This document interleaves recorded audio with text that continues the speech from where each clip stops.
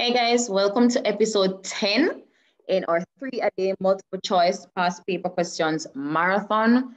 We have started the 2019 paper and I hope that this has been a nice little journey for you. All right, so on the weekend, on Saturday night, we do Saturday Night Live and we only do paper 2 questions there, different topics every week, 7 p.m.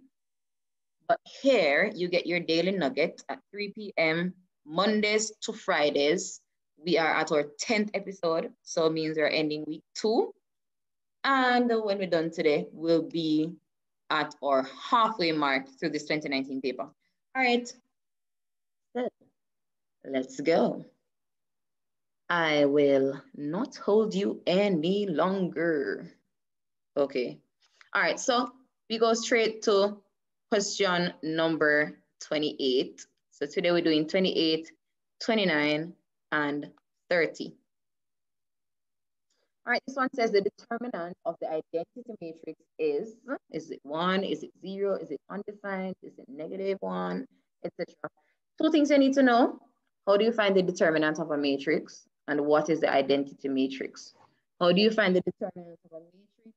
Determinant is equal to the product of the leading diagonal. So let's say we have A, B, C, D. Those are the elements in, let's call this the matrix M. So the determinant of M would have been the product of the leading diagonal, and that's the one that starts from the leftmost corner going down. All right, so that would be A times B. And you subtract from that the product of the other diagonal. All right, so that's how you find the determinant of a matrix. I'm gonna leave that right there. And then what is the identity matrix? The identity matrix is that matrix that if you multiply any other matrix by it, you get the same answer as before. So if you should take the identity matrix and multiply it by this matrix here, A, B, C, D, you will get the same answer, A, B, C, D. All right, so here we go. So what is the determinant of the identity matrix? So we have the identity matrix 1, 0, 0, 1. That is the identity matrix. We're gonna find the determinant of it. Let's call it I. All right. Determinant of I is gonna be, as I said before, product of the leading diagonal. So that's 1 times 1. And we're gonna use that to subtract the product of 0 times 0. Of course, that's 1 minus 0, which is 1. We have found our answer. All right, so that's it for question number 28. And we are going to move in short order to question number 29. All right, it says the vectors P and Q are, and you see them, and we're asked to find the vector. All right, P minus 2Q, which means we're doing P, which is 3, 2, minus 2 times Q, which is -1, 4. And so we go. All right, so we have 3 minus 2 times -1. So we can just go ahead and let me use a different ink. You say -2 times -1, and that gives us 2. So that's 3 plus 2. And then we have 2, -2 times 4 gives us -8. 3 plus 2, 2 minus 8. 3 plus 2 is 5. 2 minus 8 would give us -6. And so there we go. Bingo. All right, that's it for question 29. And as you can see, it's just simply you knowing how to add numbers, especially integers, you knowing how to also multiply integers. All right, some persons would resort to doing it like this. For some persons, it would have been better organized doing it like this. 3, 2, minus 2 times -1 would have been -2. 2 times 4 would have been 8. And then you'd proceed to say it is now 3 minus -2 and 2 minus 8. 3 minus -2, that still gives you a plus sign in the middle. That's 5, -6. All right. So do whatever you're comfortable with. Question number 30. So we've been to the matrix, and now we're going to look at vectors.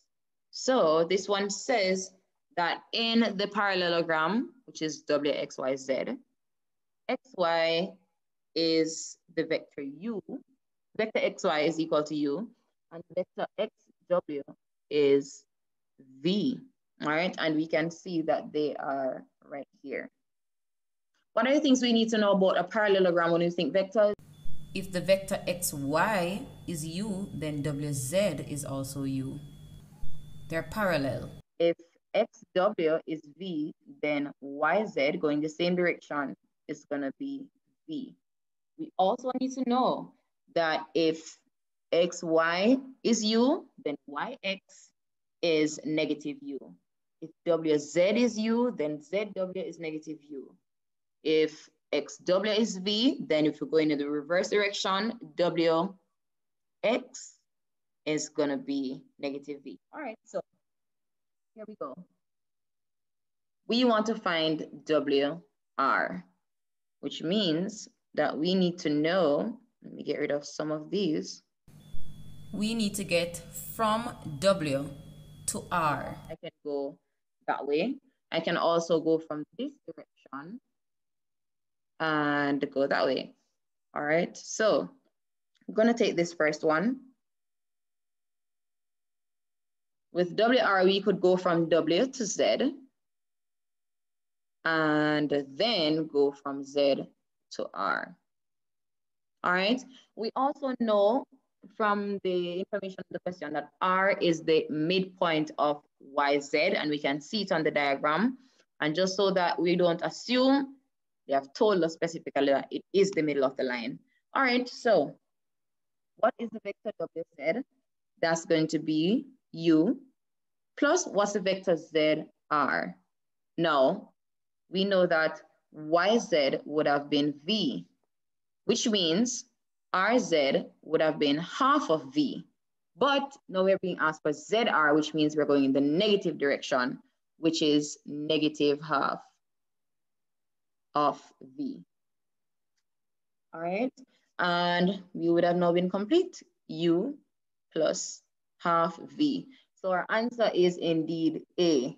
Stay tuned for the persons who would have gone the other direction, W, X, Y, and then Y to R. All right, so here goes. So we just said we would have started from W, vector WX, plus vector XY, plus vector YR. And so from W to X, we would have gotten -V, plus U, which is vector XY, plus half V, which is vector YR. As you can see, it's the midpoint of YZ. Good. Combining our like terms, we have U, we have -V plus half V, which should have given us U still minus half V. All right. Coefficient of V there would have been 1. -1 plus a half gives you -1/2. And we're done. All right, so this brings us to the end of today's episode, or 10th episode of our 3-a-day multiple choice questions. Join us next week as we continue. It's goodbye from me. Don't forget to join on Saturday Night Live at 7 p.m.